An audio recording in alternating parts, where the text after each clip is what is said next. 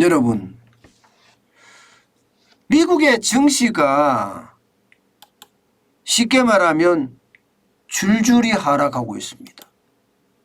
나스닥도 마찬가지고요. 지금 다우산업도 마찬가지고 S&P 500 지수도 마찬가지입니다. 뭐 이렇게까지 떨어지나 이렇게 생각할 만큼 말입니다. 여러분, 저는 시장의 위기가 점점 다가오고 있는 것은 아닌가, 저는 그런 생각 많이 해보거든요. 여러분, 저는 제가 자료를 하나 꼭 보여드리겠습니다. 뉴욕 증권거래소에서 나오는 자료인데요. 그만큼 심각한 상황으로 갈 수 있다는 자료예요.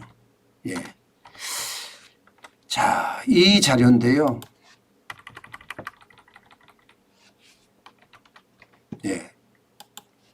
여러분, 이거 한번 보세요. 나스닥 하락률입니다.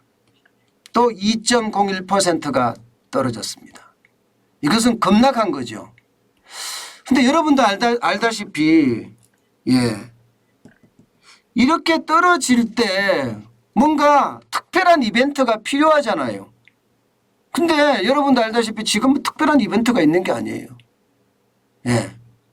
뭐 우크라이나 전쟁 상황이 더 확전이 돼서 전면적으로 또 벌어지는 것도 아니고 중국의 경제가 갑자기 지금 하락해서 무너지고 있는 것도 아니고요. 그렇다고 신흥국에 돌발적으로 위기가 한꺼번에 지금 몰려가서 국가 부도 사태가 나는 것도 아닙니다. 그런데 나스닥은요 또 2.01%가 급락했거든요. 그러면 이게 도대체 뭘까요? 보세요. 나스닥이 2.01% 떨어져서 260.12, 12,705.22로 마감했습니다. 결국 제가 봐서는요, 이게 시장에서는 애써 아니라고 이야기하지만 미국의 금리 인상이 이게 서서히 시장에 충격을 주고 있다, 이렇게 읽을 수 있다는 겁니다. 특히 말입니다. 지금 잭슨홀 미팅이 8월 26일 날 있죠. 이때 제롬 파월 연방준비제도 의장이 아마 뭔가를 이야기를 할 거예요. 여기에서 나오는 이야기가 결국 9월 21일에 금리를 인상하지 않겠느냐, 이런 이야기가 나올 거라는 예측이죠. 그러니까 이게 금리 인상에 대한 분위기가 확실히 시장에 이제 충격을 주고 있는 겁니다. 올리려면 올리라, 이게 아니라 올리면 결국 시장에는 그만큼 충격이 올 수 있다. 이런 얘기예요. 그래서 뉴욕 증시가 갑자기 이렇게 또 2.01%씩 급락하고요. S&P 500 지수는 1.29, 블루칩 지수죠. 1.29나 하락했습니다. 그래서 55.26%가 떨어졌고요. 4,228.48로 마감했습니다. 지난 8월 16일 날 4,325.28에서 많이 떨어진 거죠. 다우산업지수도 마찬가지입니다. 0.86% 하락했습니다. 292.30이 떨어져서 33,706.74로 마감했습니다. 이것은 결국 말입니다. 이제 그동안 애써 무시했던 거 있잖아요. 금리 인상에 대한 충격. 그게 시장에서 반영이 됐다고 봐야 되는 겁니다. 제가 여러분 말씀드렸잖아요. 금리 인상은 결국 소비를 위축시키고, 소비를 위축시키면 기업이 좀 힘들어질 거다. 기업의 일자리가 그만큼 덜 늘어날 거다. 그럼 저성장의 어떤 고리가 되는 거고 결국은 경기 침체가 올 거다.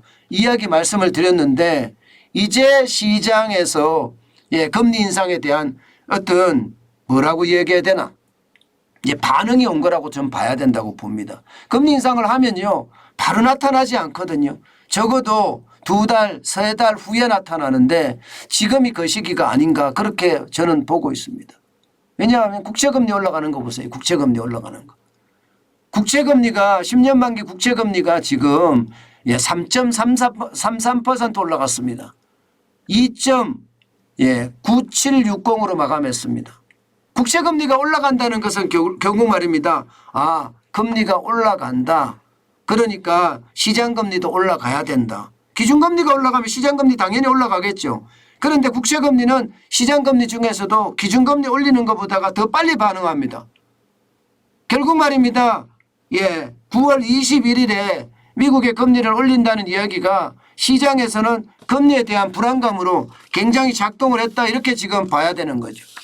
긴축이 그냥 단순하게 긴축이 아니라 고강도 긴축이다. 이 긴축이 결국 시장에는 영향을 미칠 수밖에 없다 이렇게 생각을 하는 겁니다. 2년물도 마찬가지입니다. 2년물도 전날보다 0.028%포인트가 올랐습니다. 그래서 3.263%로 나타나고 있습니다. 3.263. 그런데 잠깐 들어보니까 이상하죠. 10년 만기 국채금리는 2.9760이고 2년물 국채금리는 3.2630이고 그러면 그 장단기 금리가 역전된 상태잖아요. 지금 장단기 금리가 계속 이렇게 역전이 돼 가고 있습니다. 저는 장단기 금리가 역전이 됐을 때 결국 빠르면 7개월 늦어도 1년 6개월 만에 침체 국면을 맞는다고 이야기했는데 그 침체 국면이 그렇게 멀지 않은 곳에 있다 이렇게 저는 보는 겁니다. 그만큼 말입니다. 미국의 어떤 고강도 긴축 정책이 지금 국채금리에 영향을 미치고요. 국채금리에 영향을 미치니까 시장에서는 이제 고강도 긴축 정책이 이제는 시장에 영향을 미칠 수밖에 없어 이러면서 심리를 깨부시는 거예요. 그래서 이런 영향을 가지고 온다 이렇게 봅니다. 그만큼 미국의 긴축 정책발 위험은요 점점 커진다 이렇게 이야기할 수가 있는 겁니다. 긴축 정책이 그만큼 무섭다고 이야기할 수 있는 거예요. 게다가 말입니다. 지금 그 각 주 단위로 미국은 연방은행이 있잖아요.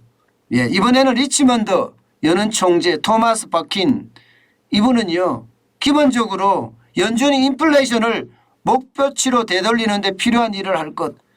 목표치라는 게 2%잖아요. 2% 그죠? 지금 8.5%인 소비자 물가를 2%까지 낮추기 위해서는 금리를 계속해서 올릴 수밖에 없다는 이야기가 되는 겁니다.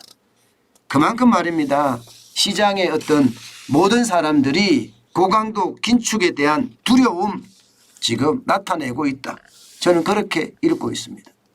이게 특별한 이벤트가 없는데도 갑자기 이렇게 폭락하는 것은 결국 말입니다.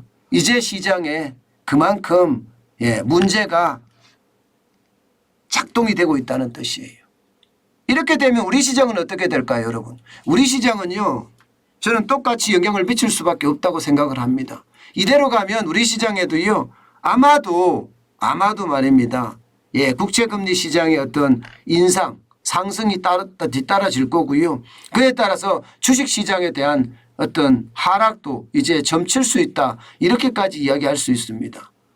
결국 금리 인상은요. 침체를 몰고 온다 하는 게 기정사실화 될 거고요. 그게 현실화될 가능성이 커졌다.